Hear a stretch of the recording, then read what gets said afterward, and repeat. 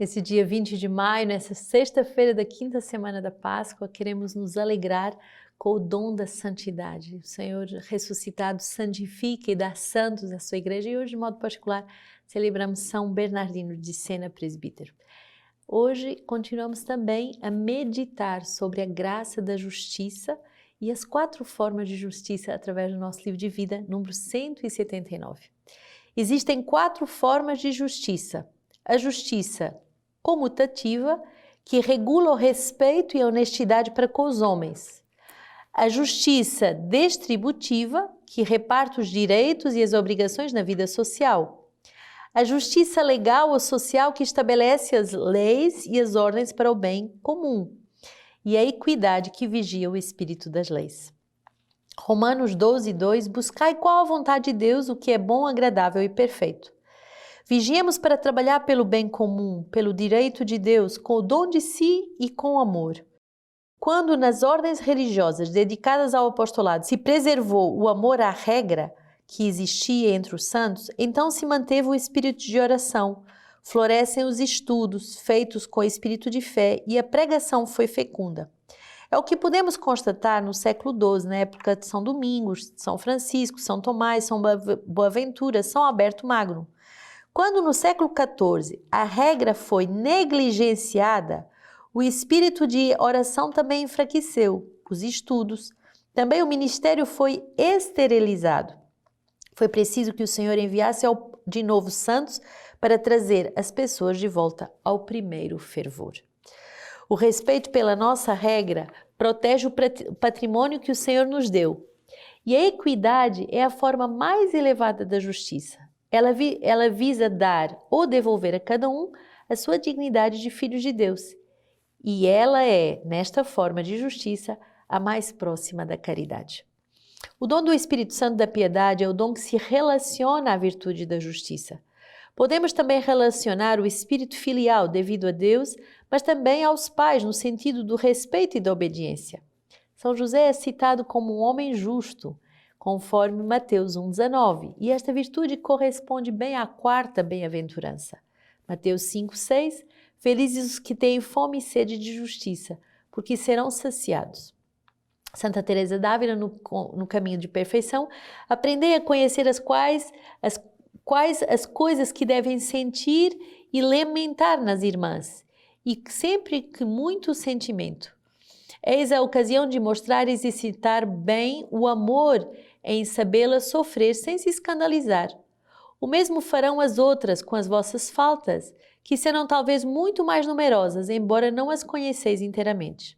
Encomendai muito a Deus a vossa irmã e procurai exercitar com grande perfeição a virtude contrária ao defeito que julgais ver nela. Esforçando-vos desse modo, ensinar-lhes-ei por obra o que ela talvez não entendesse por palavras. O que vemos e o que pode faltar nos nossos irmãos e irmãs, em vez de permanecermos no julgamento, sejamos nós a dá-lo, para que a obra de Deus seja ajustada pela nossa delicadeza e a nossa benevolência. Muito bonito esse número que fala justamente sobre as várias formas de justiça, comutativa, distributiva, legal e, sobretudo, essa justiça da equidade que vigia sobre o espírito da lei. E hoje quero destacar essa belíssima exortação do padre Garrigou-Lagrange, que vai falar que nos períodos em que os membros de uma família espiritual eram fiéis à regra, e ele vai citar como exemplo o século XII, com os grandes São Domingos, São Francisco, São Tomás de Aquino, São Boaventura, Santo Alberto, o que aconteceu? Fiéis à regra de vida, intensifica-se, valoriza-se o espírito de oração, florescem os estudos e os estudos são feitos com o espírito de fé e então o apostolado é fecundo, a pregação é fecunda. Já 2 séculos mais tarde, no século XIV, em que a regra é negligenciada, o que acontece? O espírito de oração é enfraquecido, os estudos também e o ministério é esterilizado. Então hoje, nesse dia 20 de maio, decidamos decididamente nos apegar à nossa regra de vida, vivê-la com muita seriedade, para que a vida de oração seja vivida com muito esmero, muita intensidade, para que os nossos estudos sejam cheios de fé, para que a nossa pregação seja fecunda.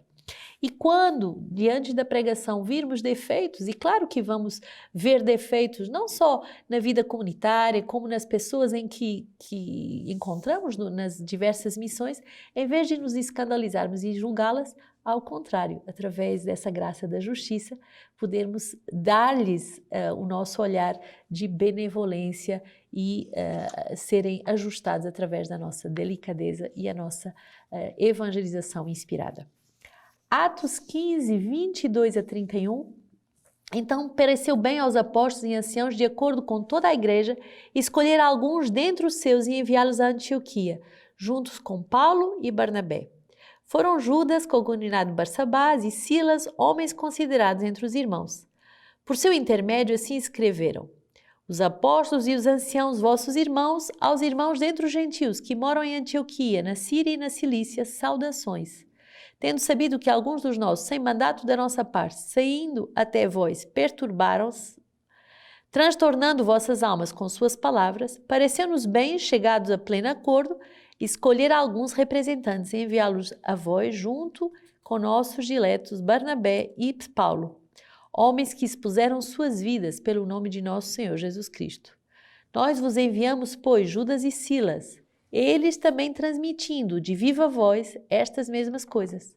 De fato, pareceu bem ao Espírito Santo e a nós não vos impor nenhum outro peso além destas coisas necessárias, que vos abstenhais das carnes imoladas aos ídolos, do sangue, das carnes sufocadas e das uniões ilegítimas.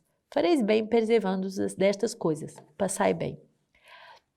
Tendo-os se despedido, os enviados desceram a Antioquia, onde reuniram a assembleia e entregaram a carta. Feita a leitura, alegraram-se pelo consolo que trazia. Que bonito vermos que aquilo que é vivido na prudência e na justiça vem trazer consolo às almas, porque é a vontade de Deus, porque é a tradução da vontade de Deus nas coisas concretas do nosso dia a dia. Aqui é como uma lei da igreja. O que é que era preciso ou não obrigar os novos convertidos ao se quererem se fazer batizar? O que é que eles precisavam de cumprir como regras, como leis? Essa lei inspirada pela vontade de Deus vai dar paz ao coração de todos, vai dar consolo ao coração de todos. E é tão bonita essa expressão, pareceu-nos bem ao Espírito Santo e a nós fazer tudo nessa regra, segundo a inspiração do Espírito Santo e da comunhão da igreja. Salmo 56, meu coração está firme, ó Deus, meu coração está firme, eu quero cantar e tocar, desperta, glória minha, desperta, cítara e harpa. Vou despertar a aurora, quero louvar-vos entre os povos, Senhor. Tocar para ti em meio às nações, pois teu amor é grande até o céu e tua verdade chega às nuvens. Ó Deus, eleva-te acima do céu e a tua glória domine a terra inteira. Vou despertar a aurora com o teu louvor. Vou despertar a aurora tocando para ti, te glorificando no meio das nações. Eis algo que é justo e bom. Glorificar Deus, dar-lhe o nosso louvor. João 15, 12 a 17. Este é meu mandamento. Amai-vos uns aos outros como eu vos amei. Ninguém tem maior amor do que aquele que dá a vida por seus amigos. Vós sois meus amigos se praticardes o que vos amo. Já não vos chamo servos, porque o servo não sabe o que o seu senhor vos faz. Eu vos chamo amigos, porque tudo o que ouvi do meu Pai eu vos dei a conhecer. Não fostes vós que me escolhestes, mas fui eu que vos escolhi e vos designei para irdes e produzirdes fruto, e para que o vosso fruto permaneça, a fim de que tudo o que pedis ao Pai em meu nome, Ele vos dê. Isto vos mando, amai-vos uns aos outros. Hoje, nessa palavra de João 15, somos chamados a dar a vida.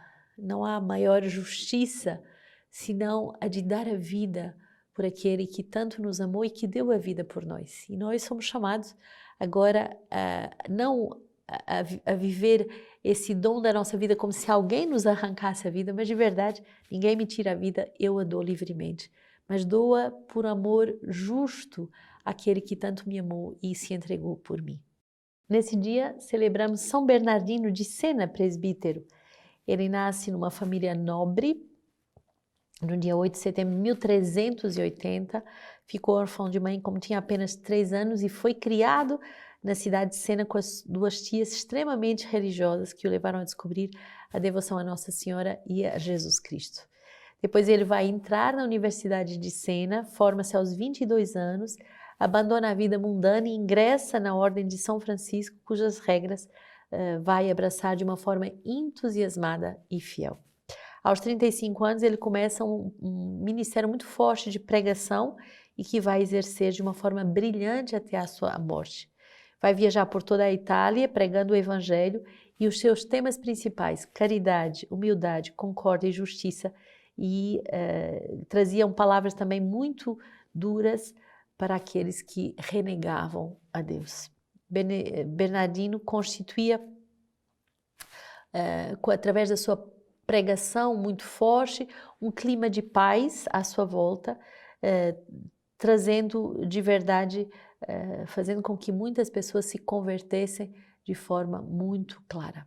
Aos 64 anos, morre no convento de Áquila, no dia 20 de maio de 1444, e só assim pregou de parar. Então, ele é o santo padroeiro dos publicitários, aqueles que anunciam a palavra de Deus e que anunciam e que fazem publicidade do reino de Deus a tempo e a contratempo. Do Sermão de São Bernardino, terminamos hoje a Lexio com essa sua palavra. Ele diz assim: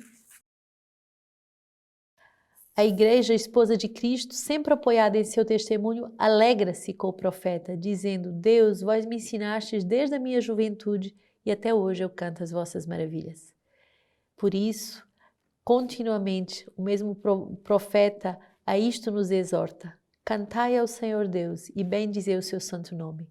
Dia após dia, anunciai a sua salvação, quer dizer, Jesus, o Salvador. Então, que São Bernardino nos ajude nesse dia a anunciar dia após dia nosso Senhor, o Verbo que nos salva.